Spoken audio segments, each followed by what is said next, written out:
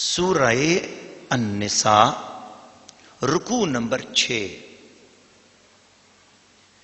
الرجال قوامون على النساء بما فضل الله بعضهم على بعض وبما أنفقوا من أموالهم فالصالحات قانتات حافظات للغيب بما حفظ الله واللاتي تخافون نشوزهن فعظوهن واهجروهن في المضاجع واضربوهن فإن أطعنكم فلا تبغوا عليهن سبيلا إن الله كان عليا كبيرا وإن خفتم شقاق بينهما فابعثوا حكما من أهله وحكما من أهلها إن يريدا إصلاحا يوفق الله بينهما إن الله كان عليما خبيرا واعبدوا الله ولا تشركوا به شيئا وبالوالدين إحسانا وبذي القربى واليتامى والمساكين والجار ذي القربى والجار الجنب والصاحب بالجنب وابن السبيل وما ملكت أيمانكم إن الله لا يحب من كان مختالا فخورا الذين يبخلون ويأمرون الناس بالبخل ويكتمون ما آتاهم الله من فضله وأعتدنا للكافرين عذابا مهينا والذين ينفقون أموالهم رئاء الناس ولا يؤمنون بالله ولا باليوم الآخر ومن يكن الشيطان له قرينا فساء قرينا وماذا عليهم لو آمنوا بالله واليوم الآخر وانفقوا مما رزقهم الله وكان الله بهم عليما إن الله لا يظلم مثقال ذرة وإن تك حسنة يضاعفها ويؤت من لدنه أجرا عظيما فكيف إذا جئنا من كل أمة بشهيد وجئنا بك على هؤلاء شهيدا يومئذ يود الذين كفروا وعصوا الرسول لو تسوى بهم الأرض ولا يكتمون الله حديثا۔ سورہ النساء رکوع نمبر 6۔ ترجمہ کنز الایمان۔ مرد افسر ہیں عورتوں پر، اس لیے کہ اللہ نے ان میں ایک کو دوسرے پر فضیلت دی، اور اس لیے کہ مردوں نے ان پر اپنے مال خرچ کیے۔ تو نیک بخت عورتیں ادب والیاں ہیں، خامند کے پیچھے حفاظت رکھتی ہیں جس طرح اللہ نے حفاظت کا حکم دیا، اور جن عورتوں کی نافرمانی کا تمہیں اندیشہ ہو تو انہیں سمجھاؤ اور ان سے الگ سو اور انہیں مارو، پھر اگر وہ تمہارے حکم میں آ جائیں تو ان پر زیادتی کی کوئی راہ نہ چاہو، بے شک اللہ بلند بڑا ہے۔ اور اگر تم کو میاں بی بی کے جھگڑے کا خوف ہو تو ایک پنچ مرد والوں کی طرف سے بھیجو اور ایک پنچ عورت والوں کی طرف سے، یہ دونوں اگر صلح کرانا چاہیں گے تو اللہ ان میں میل کرا دے گا، بے شک اللہ جاننے والا خبردار ہے۔ اور اللہ کی بندگی کرو اور اس کا شریک کسی کو نہ ٹھہراؤ، اور ماں باپ سے بھلائی کرو اور رشتہ داروں اور یتیموں اور محتاجوں اور پاس کے ہمسائے اور دور کے ہمسائے اور کروٹ کے ساتھی اور راہگیر اور اپنی باندی غلام سے، بے شک اللہ کو خوش نہیں آتا کوئی اترانے والا بڑائی مارنے والا۔ جو آپ بخل کریں اور اوروں سے بخل کے لیے کہیں، اور اللہ نے جو انہیں اپنے فضل سے دیا ہے اسے چھپائیں، اور کافروں کے لیے ہم نے ذلت کا عذاب تیار کر رکھا ہے۔ اور وہ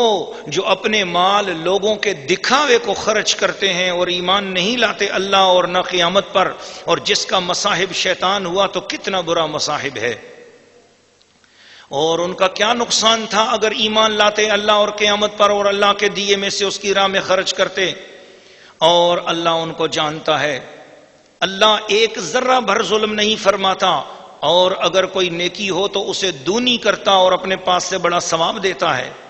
تو کیسی ہوگی جب ہم ہر امت سے ایک گواہ لائیں گے، اور اے محبوب تمہیں ان سب پر گواہ اور نگہبان بنا کر لائیں گے۔ اس دن تمنا کریں گے وہ جنہوں نے کفر کیا اور رسول کی نافرمانی کی، انہیں کاش انہیں مٹی میں دبا کر زمین برابر کر دی جائے، اور کوئی بات اللہ سے نہ چھپا سکیں گے۔ سورہ النساء رکوع نمبر 6 تفسیر۔ ناظرین و ناظرات اور سامعین و سامعات، حضرت سعد بن ربیع رضی اللہ تعالی عنہ حضور کے ایک صحابی ہیں، انہوں نے کسی بات پر اپنی زوجہ جن کا نام تھا حضرت حبیبہ رضی اللہ تعالی عنہ، ان کو کسی خطا پر ایک تماچا مار دیا۔ تو حضرت سعد کے جو سسر تھے یعنی حضرت حبیبہ کے ابو، وہ اپنی بیٹی کو لے کر اپنے داماد کی شکایت لگانے کے لیے بارگاہ رسالت میں حاضر ہو گئے۔ جاننے دو عالم، جانے قرآن، روح قرآن نبی اکرم صلی اللہ علیہ وسلم کی خدمت میں جب حضرت حبیبہ نے اپنے شوہر کی شکایت کی کہ میرے شوہر نے مجھے تماچا مارا ہے، تو حضور کوئی جواب دیتے کہ اللہ پاک نے قرآن مجید فرقان حمید کی یہ آیت کریمہ نازل فرما دی اور بتا دیا کہ مرد عورتوں پر افسر ہیں، مردوں کو اللہ نے عزت دی ہے، زیادہ درجہ دیا ہے، وہ گھر کے نظام اور نسق کو بہتر چلا سکتے ہیں، اور عورت کو بھی زندگی گزارنے کے لیے اپنے خاوند کی خدمتگاری اور تابعداری میں رہنا چاہیے۔ تو ایسی غلطی نہیں کرنی چاہیے کہ جس سے خاوند کا اتنا زیادہ غصہ بھڑک اٹھے کہ جس سے خاوند کو ہاتھ اٹھانا پڑ جائے۔ تو نصیحت حضرت حبیبہ کو لگائی گئی اور انہی کو سمجھایا گیا۔ جب دونوں طرف سے غلطی کی بات سنی گئی تو پتہ چلا کہ غلطی حضرت حبیبہ کی تھی، سو اس بنا پر ان کو یہ سمجھایا گیا، اور ان آیات میں دنیا بھر کی مسلمان عورتوں کو یہی بتایا گیا کہ اپنے گھروں میں حفاظت والیاں ہو کر رہیں، اپنے شوہروں کی خدمت والیاں اور ادب والیاں ہو کر رہیں۔ اور پھر یہ بھی بتایا کہ اگر عورتیں نافرمانی کریں تو سب سے پہلا کام کیا کرو، اگر عورت نافرمانی کر رہی ہے اور شوہر کے حقوق کا خیال نہیں رکھ رہی ہے تو پھر کیا کرو، فَعِظُوهُنَّ، ان کو اچھے طریقے سے سمجھاؤ، ان کو بول دو کہ یہ طریقہ ٹھیک نہیں ہے، مجھے یہ پسند نہیں ہے، تو اپنی اصلاح کر۔ تو اپنی اہلیہ کی اصلاح کی کوشش کرو اچھے طریقے سے۔ پھر اگر وہ نہ مانے، سمجھ نہ آئے اسے، وَاهْجُرُوهُنَّ فِي الْمَضَاجِعِ، اس سے اپنا بستر الگ کر لو، اس کے ساتھ نہ سو۔ اس ترکیب سے وہ ٹھیک ہو جائے گی۔ کچھ دنوں کے بعد اسے محسوس ہوگا کہ میرا شوہر میری قدر نہیں کرتا اور مجھ سے ناراض ہے، تو ہو سکتا ہے وہ اپنے رویے پر غور کرے گی اور وہ اصلاح پذیر ہو جائے گی۔ پھر بھی اگر وہ نہ مانے تو تیسرا مقام آیا کہ فرمایا وَاضْرِبُوهُنَّ، اب ان کو مارو۔ لیکن یہاں مارنے کے حوالے سے مفسرین اکرام نے فرمایا کہ عورت کے منہ پر تھپڑ نہیں مارو، اور ایسے اعضاء پر بھی تھپڑ نہیں مارو کہ جن کے ضائع ہونے کا اندیشہ ہو، مثلا آنکھ ہے، آنکھ پر بھی نہیں مارو، مثلا دماغ ہے، سر ہے، ایسی چوٹ نہیں مارو۔ بلکہ یہ بات فقہا نے لکھا ہے کہ ایک چھوٹی لاٹھی لے کر جس کی موٹائی جو ہے وہ چھوٹی انگلی سے بھی کم ہو، تو وہ اگر ایک ہاتھ لمبی ہو تو اس کے ساتھ عورت کے ٹخنوں سے لے کر عورت کے گھٹنوں تک کے درمیان ٹانگ پر اس کے ضرب مارو، مگر یہ بھی اس وقت کہ جب وہ کوئی بہت بڑی اس نے خطا اور غلطی کی ہو، جس میں ادب کے خلاف بات ہو، حیا کے خلاف بات ہو، اسلام کے کسی اصول کے خلاف بات ہو۔ ویسے چھوٹی چھوٹی بات پر خاوند اٹھ کر اپنی بیوی کو مارنے لگ جائے تو یہ طریقہ بھی اسلام کے خلاف ہے، اور اسلام نے اس طرح بھی نہیں کہا ہے۔ اسی لیے فَإِنْ أَطَعْنَكُمْ، اگر وہ فرما بردار ہیں، اور کبھی چھوٹی موٹی بات پہ اگر کوئی عورت ہے، وہ بھی آخر ایک انسان ہے، تو اگر وہ کسی بات پہ تنگ آ جاتی تو تھوڑا سا شوہر کو ہی چاہیے کہ وہ ذرا صبر سے کام لے لیں۔ تو جب وہ فرما برداری سے 100 میں سے 90 کام صحیح کر رہی ہے تو 8-10 کاموں پہ مرد کو ہی صبر کر لینا چاہیے۔ فَلَا تَبْغُوا عَلَيْهِنَّ سَبِيلًا، تو ان پر زیادتی کی راہ نہ چاہو۔ تو آپ نے دیکھا کہ قرآن نے یہ اگر ایک طرف عورتوں کو سزا دینے کی بات کی ہے تو وہ ایک دم یہ نہیں کہا کہ مارو، کیونکہ یہ آیت کا ترجمہ آپ نے سنا تو آپ باقی پچھلی بات تو سمجھ نہیں آئے گی. عورتیں سوچیں گی دیکھو جی ہمارے بارے میں قرآن نے کہا ہے کہ مارو، اور مرد سوچیں گے جی دیکھو جی ہمیں حکم مل گیا ہے مارو. تو پچھلی ساری بات ذہن میں رکھی نہیں ہے آپ نے کہ پچھلی بات بھی ہے کہ وہ یہ کہا گیا ہے کہ بھئی ان کو تمہیں نافرمانی کا اندیشہ ہے، بد کلامی کا اندیشہ ہے اگر بیوی سے، بیوی نے بد زبانی کی ہے تمہارے ساتھ، نشوزہن اور غصے کو بھڑکایا ہے، فعظوہن پہلے اس کو اچھی طریقے سے نصیحت کرو. یہ پوری ترتیب میں آپ کو سنا چکا ہوں. پھر بھی فرمایا کہ اگر اتنا کچھ کرنے کے بعد بھی میاں بیوی میں اگر صلح نہیں ہو رہی ہے اور یہ ڈر پیدا ہو گیا ہے کہ بھئی اب تو بہت ہی جدائی بڑھ جائے گی، فَبَعْثُوا حَكَمًا مِّنْ أَهْلِهِ، ایک بندہ شوہر کے خاندان کی طرف سے کوئی بڑا آدمی وہ جو ہے نا بیچ میں بیٹھ جائے، وہ حَكَمًا مِّنْ أَهْلِهَا، اور ایک بندہ جو ہے وہ حکم کے طور پر وہ بیوی کے خاندان کی طرف سے بیٹھ جائے. وَإِن يُرِيدَا إِصْلَاحًا، وہ دونوں مل کر ان دونوں کے معاملات پہ غور کریں. اگر ان دونوں کی نیت ہو جائے کہ بھئی ان دونوں کو بسانا ہے، تو پھر کہا کہ ان دونوں کی اگر نیت ہو جائے گی بسانا ہے، يُوَفِّقِ اللَّهُ بَيْنَهُمَا، اللہ تعالیٰ کوئی رستہ موافقت کا نکال دے گا. اللہ تعالیٰ پھر رحمت کی نظر. اور وہ دونوں کی نیت اگر کھوٹی ہوئی یا ان دونوں میں سے کسی ایک کی نیت خراب ہوئی، مطلب بیوی والا بیوی کی سائڈ لے رہا ہے اور شوہر والا شوہر کی سائڈ لے رہا ہے، تو پھر وہ کہانی بنتی نہیں ہے. تو اگر جو دونوں ہیں وہ خدا اور اس مصطفیٰ کی خاطر جو ہے نا دونوں کی بات سنیں اور جو حق ہے اس کے مطابق فیصلہ کریں تو پھر صلح ہونے کی گنجائش ہے. اب اس موقع پر فرمایا کہ اللہ کی بندگی کرو، اس کے ساتھ شرک نہ کرو اور ماں باپ کے ساتھ نیکی کرو. یہ وہ موقع ہے، اللہ کے ساتھ اللہ کی بندگی کرو، اس کے ساتھ کسی کو شریک نہ ٹھہراؤ، کسی کو شریک نہ ٹھہراؤ. کوئی اللہ کے شریک نہیں ہے.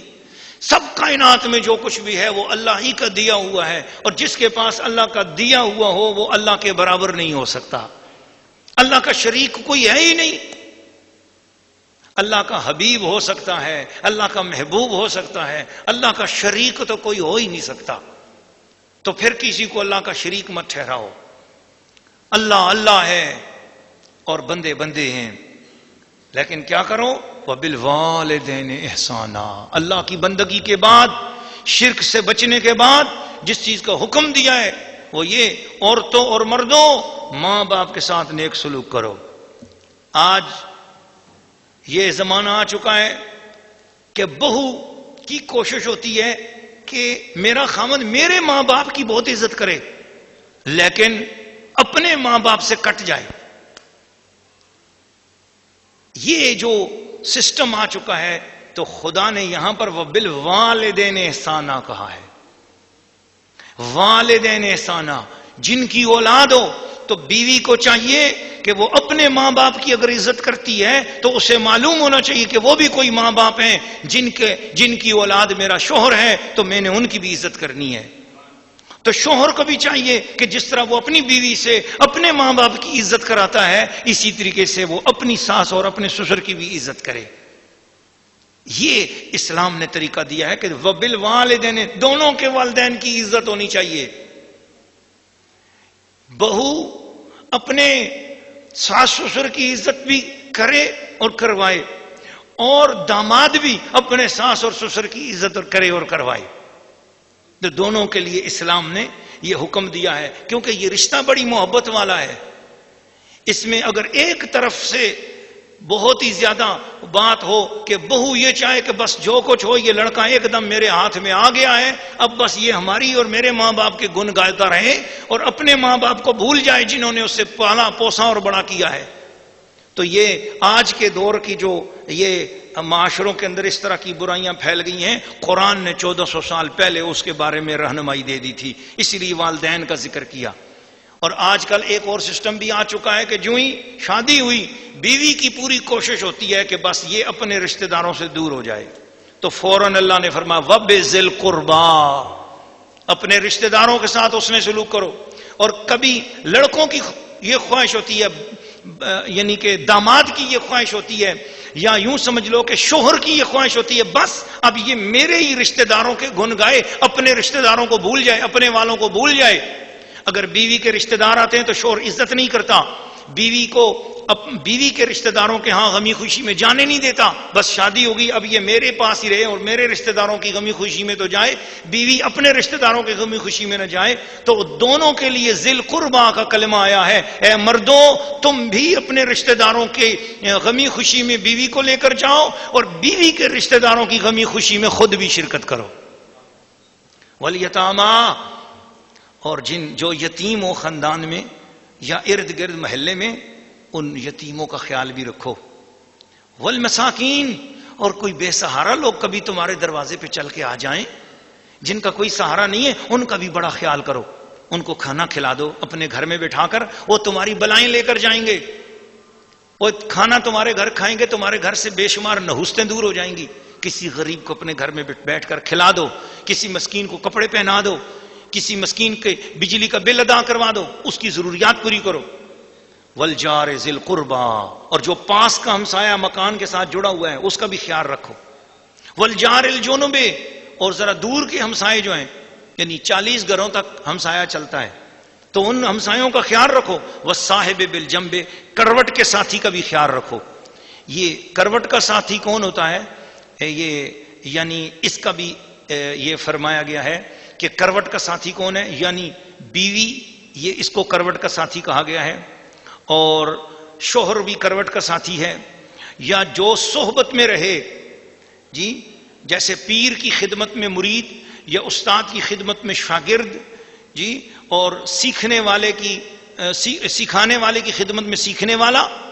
جی جیسے استاد مکینک وغیرہ، یہ وہ دنیاوی کام، تو اس کا جو دکاندار کا ملازم وہ بھی کروٹ کا ساتھی کہلاتا ہے، ٹھیک ہے۔ اسی طریقے سے سفر کر رہے ہیں تو جو آپ کے سفر کا ساتھی ہے، آپ کی سیٹ پر بیٹھا ہوا ہے، آپ کے ساتھ والی سیٹ پر جو ہے بیٹھا ہوا ہے جو شخص، وہ بھی آپ کا کروٹ کا ساتھی ہے، اس کا حق قرآن نے بتا دیا۔ یا جو آپ کے ساتھ پڑھ رہا ہے، آپ کا ہمدرس ہے، وہ بھی آپ کی کروٹ کا ساتھی ہے، اور جو مجلس میں آپ کے قریب بیٹھا ہے وہ آپ کا کروٹ کا ساتھی ہے، یا ایک ہی مسجد میں نماز پڑھنے والے نمازی بھی آپس میں کروٹ کے ساتھی ہیں۔ یہ آپ دیکھو قرآن کتنا وسیع ہے، اور کہاں تک قرآن انسان کی تعلیم دیتا ہے اور انسان کو ہدایت عطا کرتا ہے۔ فرمایا وصاحب بالجنب، اور کروٹ کے ساتھی کا خیال بھی رکھو، اس کے ساتھ بھی زیادتی نہ ہو۔ مثلا آپ نے کنی دبائی اور ساتھ والے کی ران پہ تکلیف ہو گئی، یا آپ اس طرح پھیل کے بیٹھ گئے کہ آپ کو تو آرام ہے لیکن ساتھ والا ساتھی پریشان ہو کر بیٹھا ہوا ہے، نہیں۔ یہ اپنے کروٹ کے ساتھی کا خیال رکھنا یہ ہے کہ آپ کو بھی تکلیف نہ پہنچے اور آپ کی وجہ سے دوسرے کو بھی تکلیف نہ ہو۔ وابن السبیل، اور راستے میں چلتے ہوئے اگر کوئی راہگیر آپ کو مل گیا ہے، اس راہگیر کا بھی خیال رکھو، راہگیر کا بھی خیال رکھو۔ وما ملکت ایمانکم، اور جو تمہارے زیر دست ہیں۔ اب اس کی وسعت اور زیادہ گہری ہو جاتی ہے، آپ کے نوکر نوکرانیاں، خدمتگار، آپ کے عقیدت مند، آپ کے دوست اور جاننے والے غریب لوگ، وہ سب کے سب، تو ان کا بھی خیال رکھو۔ ان اللہ لا يحب من کان مختالا فخورا، یاد رکھنا ان سب کا خیال رکھنے کے بعد بڑائی نہ مارنا، میں سب کا بڑا خیال رکھتا ہوں، میں سب کا بہت خیال رکھتا ہوں، اور میں سب کو اتنا دیتا ہوں، میں اتنا مال خرچ کرتا ہوں، فلاں میں اتنا کچھ کرتی ہوں، میرے ہاتھ سے تو بڑے لوگ فیضیاب ہوتے ہیں، میں تو بڑے صدقے نکالتی ہوں، میں تو بڑے خیرات کرتی ہوں، میں تو اپنے کام والیوں کا بڑا خیال رکھتی ہوں۔ خبردار، ان اللہ لا يحب من کان مختالا فخورا، کسی کے اوپر نیکی کرو تو پھر خبردار جتانا مت، احسان مت کرنا۔ اللہ کو احسان چڑھانے والے، بڑائی مارنے والے کبھی اچھے نہیں لگتے ہیں۔ جو کچھ کیا تم کس قابل تھے، یہ اس رب کریم نے تمہیں توفیق دی ہے کسی کے ساتھ نیکی کرنے کی، تو پھر بڑائی کیا مارنی ہے، اسی کے حضور شکر ادا کرو جس نے نیکی کی توفیق عطا فرمائی ہے۔ اور 2 منٹ کے لیے یہ بھی تصور کر لو ذرا، اگر اس کی جگہ تم ہوتے اور تمہاری جگہ وہ ہوتا تو پھر شکر کرو کہ اللہ پاک نے آپ کو دینے والا ہاتھ بنایا ہے۔ تو اللہ تعالیٰ کی بارگاہ میں دعا ہے کہ اللہ پاک ہم سب کو قرآن کے مطابق اپنی زندگیوں کو سنوارنے کی توفیق عطا فرمائے۔ پھر فرمایا کنجوسی بھی اچھی بات نہیں ہے، اور وہ لوگ جو دوسروں کو کنجوسی کا حکم دیتے ہیں وہ بھی غلط ہیں۔ اللہ کے راستے میں خرچ کرو اور کھل کر خرچ کرو، غریب ہونے سے ڈرو نہیں، اللہ تعالیٰ دے گا، جس نے ابھی دیا ہے وہ بعد میں بھی دے گا۔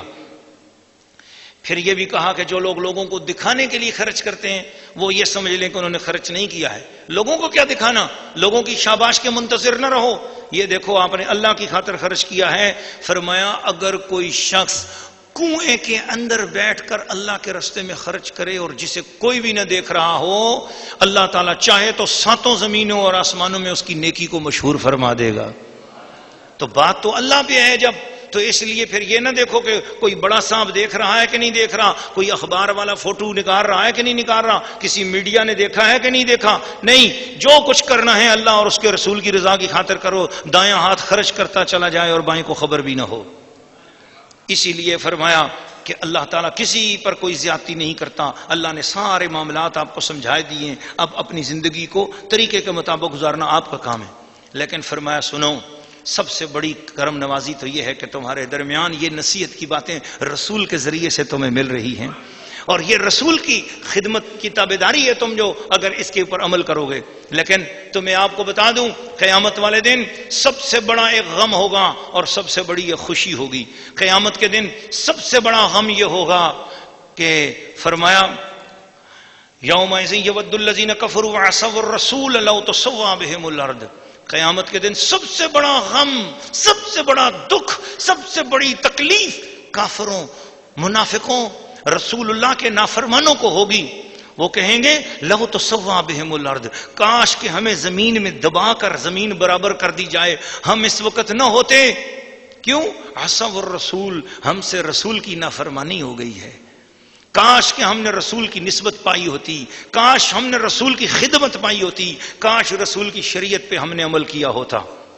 اس دن ولا یکتمون اللہ حدیثا، اللہ تعالیٰ کے سامنے وہ اپنی کسی بات کو چھپا نہیں سکیں گے۔ تو اس دن سب سے بڑا غم یہ ہوگا، سب سے بڑی حسرت یہ ہوگی کافروں کو، کاش کہ ہم نے رسول کا دامن تھاما ہوگا۔ تو سب سے بڑی خوشی یہ ہوگی ان ایمان والوں کو کہ شکر ہے کہ ہم نے رسول کا دامن تھاما ہوا تھا۔ اور اس کا ثبوت قرآن مجید کی سورہ الزمر کی آیت نمبر 72-73 میں بھی اس کا ثبوت ملتا ہے۔